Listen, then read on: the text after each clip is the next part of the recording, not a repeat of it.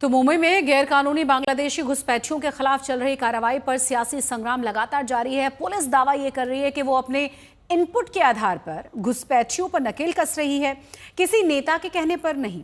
वहीं विपक्ष का आरोप यह है कि कुछ नेता इस मामले में क्रेडिट ले रहे हैं और वो खुद जाकर संदिग्ध लोगों के पहचान पत्र और नागरिकता के डॉक्यूमेंट्स को चेक कर रहे हैं। पर वो चेक क्यों कर रहे हैं, ये सवाल सबसे बड़ा है, क्योंकि ये अधिकार उन्हें किसने दिया?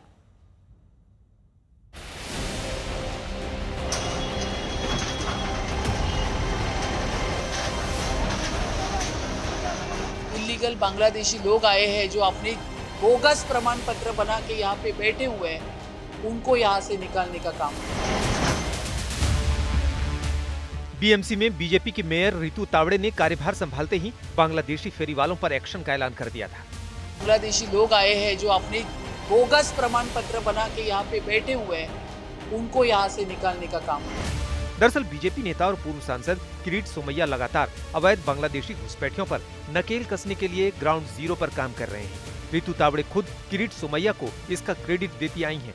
हमारे मुख्यमंत्री काम कर रहे हैं, हमारे किरीट सोमैया जी काम कर रहे हैं, हमें भी काम। और सबसे पहली बात तो डॉक्टर किरीट सोमैया, उनके तरफ से पूरा मटेरियल हमें मिल रहा है, तो ये बहुत बड़ी बात है, ये बहुत बड़ी उपलब्धि है। मुंबई महानगर पालिका के जितने भी अधिकारी है उनको रेडीमेड हाथ में लेके आ रहे हर चीज। मैं खुद शॉक हो गई उनका पूरा जो स्टडी देखते हुए। हमारे जो कुछ अधिकारी वहां पे बैठे थे उनके पास था, गए 4 महीने से था, 6 महीने से था, लेकिन वो कुछ नहीं कर रहे थे। मैंने उनको कहा कि आप क्यों नहीं कर रहे थे? अगर इतना मटेरियल मिलने के बाद मैं इतना बोलती हूँ मीडिया के सामने कि मैं ये करूंगी, किरीट भाई ने ही मुझे दिया था, तो आपको तो एक्शन लेना चाहिए था। अब विपक्ष सवाल उठा रहा है कि आखिर किरीट सोमैया किस हैसियत से शक के आधार पर बांग्लादेशी फेरी वालों के डॉक्यूमेंट चेक कर रहे हैं। आरोप है कि सोमैया अपने पर्सनल गार्ड्स के साथ लोगों की तलाशी ले रहे हैं। बीजेपी ने किरीट सोमैया को महाराष्ट्र में एसआईआर यानी स्पेशल इंटेंसिव रिवीजन प्रोसेस के लिए स्पेशल रिप्रेजेंटेटिव भी बनाया है। विपक्ष के आरोपों पर आज तक ने सोमैया से पूछा, आखिर उन्हें किसी के डॉक्यूमेंट चेक करने का अधिकार किसने दिया? आप खुद जाते हैं, वहां पर देखते हैं, उनके डॉक्यूमेंट्स चेक करते हैं। सबसे पहला सवाल तो ये है कि सर आप किस बिना पर उनके डॉक्यूमेंट्स चेक कर सकते हैं? आप किस बिना पर जाके उनसे पूछताछ करते हैं, उनको वहां से जाने के लिए कहते हैं? मेरे देश में, मेरे प्रदेश में कोई दुश्मन आता है तो उसके लिए मुझे किसकी परमिशन लेनी पड़ेगी? पाकिस्तानी की या बांग्लादेशी की? यहाँ पर कोई भी बाहर का व्यक्ति घुसखोर है या आतंकवादी स्वभाव का है, उसके लिए किसी की परमिशन की जरूरत नहीं है। रही बात जो गैर कानूनी पद्धति से घुस गए, जो गैर कानूनी पद्धति से रेलवे स्टेशन, घर, सरकारी प्लॉट पे कब्जा लगाकर बैठे हैं, उसको वहां से हटाने में, भगाने से कोई रोक नहीं सकता। और मैं जहां पर भी जाता हूं वहां पर सरकारी अधिकारी, पुलिस को पहले जानकारी देता हूं, वो वहां पर उपस्थित रहते हैं और वो लोग डॉक्यूमेंट चेक करते हैं। इधर मुंबई पुलिस कह रही है कि वो घुसपैठियों पर कार्रवाई अपने इनपुट के आधार पर कर रही है, न कि किसी नेता के कहने पर। लेकिन सवाल है कि कोई सत्ताधारी नेता या बीएमसी के मेयर के अधिकार क्षेत्र में घुसपैठियों पर कार्रवाई करना है या नहीं।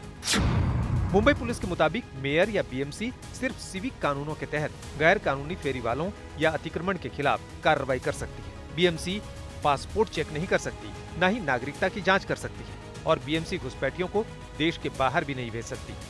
गैर कानूनी विदेशी नागरिकों को डिपोर्ट करना पूरी तरह से पुलिस और सेंट्रल एजेंसियों का काम है। मुंबई पुलिस के मुताबिक 2025 में 401 मामलों में 1061 गैर कानूनी बांग्लादेशी नागरिकों को डिपोर्ट किया गया था। ये एक साल में सबसे ज्यादा है। इसकी तुलना में 2024 में 304, 2023 में 371 लोगों को गैर कानूनी बांग्लादेशी नागरिक होने के आरोप में गिरफ्तार किया गया था। इनमें से 2024 में 160 और 2023 में 60 लोगों को डिपोर्ट किया गया था।